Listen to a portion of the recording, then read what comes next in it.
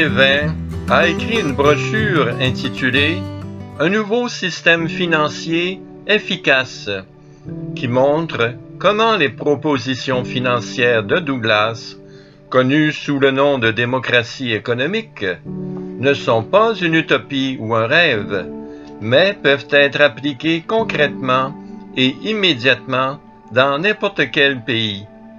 Dans cette brochure, M. Evin explique comment les propositions de Douglas pourraient être appliquées au Canada en se servant des structures et mécanismes financiers déjà existants, tout en les purgeant radicalement du vice financier fondamental qui les détourne de la véritable fin de l'économie, qui est, nous l'avons vu dans la toute première leçon, le service des besoins humains. Nous vous encourageons fortement à lire et étudier cette brochure, disponible gratuitement sur la page d'accueil de notre site Internet, et nous en citerons ici quelques extraits sous forme de questions et réponses qui en montrent toute la logique. Première question. Pourquoi critiquer et dénoncer le système financier actuel? Réponse. Parce qu'il n'accomplit pas sa fin. Quelle est la fin d'un système financier? La fin d'un système financier, c'est de financer. Financer la production des biens qui répondent aux besoins et financer la distribution de ces biens pour qu'ils atteignent les besoins. Si le système financier fait cela, il accomplit son rôle. S'il ne le fait pas, il n'accomplit pas son rôle. Et s'il fait autre chose, il sort de son rôle. Pourquoi dites-vous que le système financier actuel n'accomplit pas son rôle? Parce qu'il y a des biens publics et biens privés, qui sont demandés par la population, qui sont parfaitement réalisables physiquement, mais qui restent dans le néant, parce que le système financier ne finance pas leur production. D'autre part, il y a des biens offerts à une population qui en a besoin, mais que des personnes ou des familles ne peuvent se procurer parce que le système financier ne finance pas la consommation. Ces faits sont indéniables. Avec quoi finance-t-on la production ou la consommation? Réponse. Tous ces moyens de paiement peuvent être inclus sous le terme de crédit financier, parce que tout le monde les accepte avec confiance. Le mot crédit implique la confiance. On accepte avec la même confiance 10 pièces de 1 $ en métal, ou bien un billet de 10 $ de la Banque du Canada, ou un chèque de 10 $ sur n'importe quelle banque où le signataire du chèque a un compte de banque, ou bien encore 10 $ en argent électronique sur une carte bancaire. On sait en effet qu'avec l'un ou l'autre de ces moyens de paiement, on peut payer du travail ou des matériaux pour la valeur de 10 $ si on est producteur, ou des biens consommables pour la valeur de 10 $ si l'on est consommateur. D'où ce crédit financier, ces moyens de paiement tirent-ils leur valeur?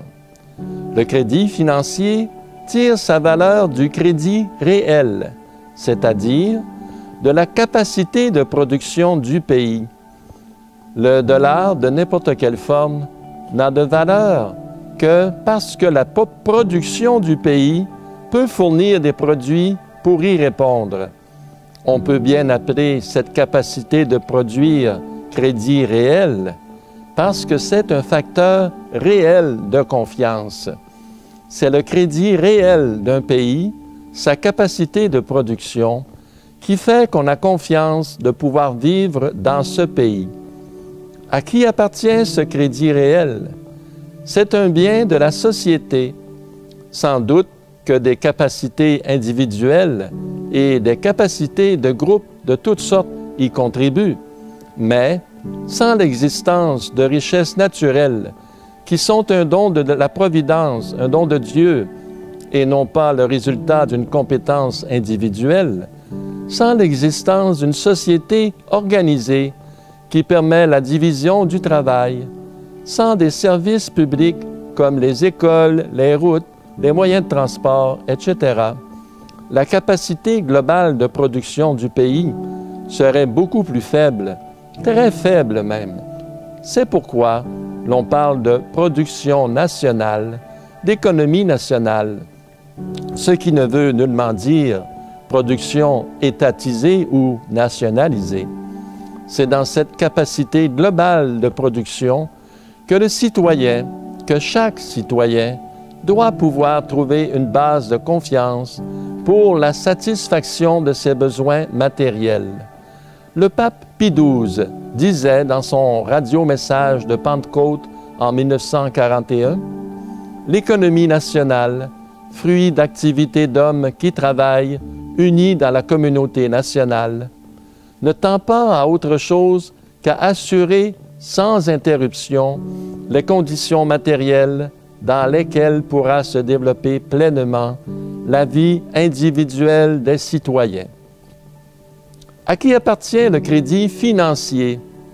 À sa source, le crédit financier appartient à la collectivité, à la société, au même titre que le crédit réel, d'où il tire sa valeur. C'est un bien communautaire dont doivent bénéficier, d'une manière ou de l'autre, tous les membres de la communauté. Comme le crédit réel, le crédit financier est, par sa nature même, un crédit social qui appartient à la société. L'utilisation de ce bien communautaire ne doit pas être soumise à des conditions qui entravent la capacité de production, ni qui détournent la production de sa fin propre, qui est de servir les besoins humains, besoins d'ordre privé et besoins d'ordre public, dans l'ordre de leur urgence. Satisfaction donc des besoins essentiels de tous, avant les demandes de luxe de quelques-uns, avant aussi le faste et les projets pharaoniques d'administrateurs publics avides de renommée.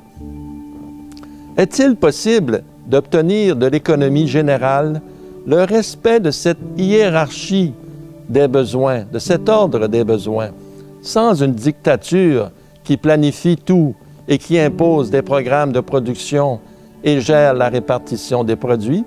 Certainement, c'est possible, moyennant un système financier qui garantisse à chaque individu une part du crédit financier communautaire, une part suffisante pour que l'individu puisse commander lui-même à la production du pays de quoi satisfaire au moins ses besoins essentiels. Un tel système financier ne dicterait rien. La production prendrait ses programmes des commandes venant des consommateurs pour ce qui est des biens d'ordre privé. Et la production prendrait ses commandes venant des corps publics pour ce qui est des biens d'ordre public.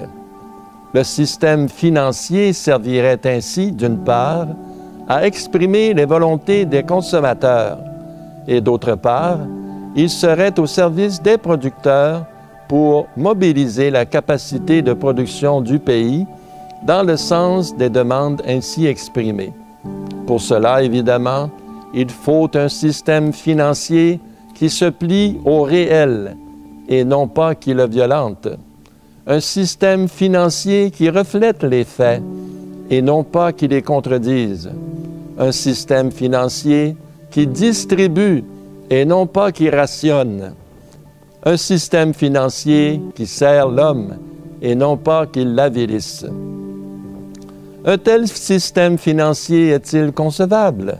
Oui, les grandes lignes en ont été tracées par Clifford Hugh Douglas, le maître génie qui a présenté au monde ce qu'on appelle la démocratie économique ou crédit social. À ne pas confondre, bien sûr, avec le crédit social chinois ou les prostitutions de partis politiques qui se sont parés de ce nom. Douglas a résumé en 3 propositions les principes de base d'un système qui répondrait à ces fins et qui, par ailleurs, serait assez souple pour suivre l'économie dans tous ses développements, jusqu'à n'importe quel degré de mécanisation, de motorisation ou d'automatisation.